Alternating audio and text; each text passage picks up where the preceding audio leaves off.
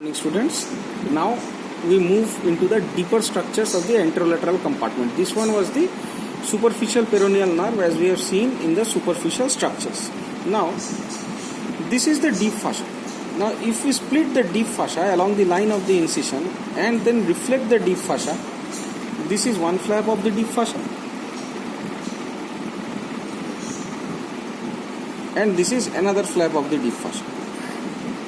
So as you can see, it is evident if we move to the proximal aspect, the muscles take origin as a closed group with each other, and as we move distally, we see that there are discrete tendons of the muscles. Now how is this anterior compartment or the whole of the anterolateral compartment divided into two subcompartments?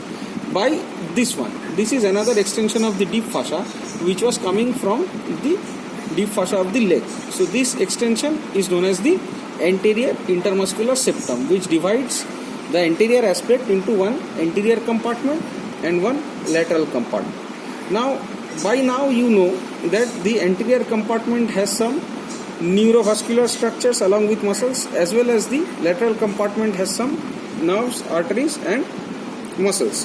So this slide will only show you, or this video will only show you the individual structures. The theoretical part has already been done.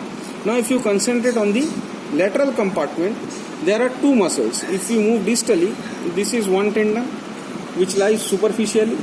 Deep to it lies another tendon. So this is the peroneus longus covering the peroneus brevis. So this is also called the peroneal compartment because the muscles are named peroneus longus and peroneus brevis.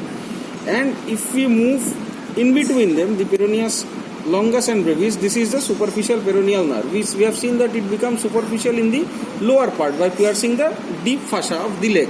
But in the proximal part or the upper part, it was coming in between the two muscles. This is the peroneus brevis, this is the peroneus longus. In between them, this is the peroneal nerve, superficial peroneal nerve coming.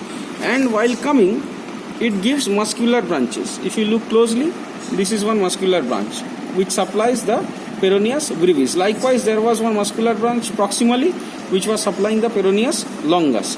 So this is the nerve of the peroneal compartment. Apart from this, we have some blood vessels. These are the blood vessels. They are very fine, minute, and they are known as the fibular or peroneal blood vessels. We have the artery and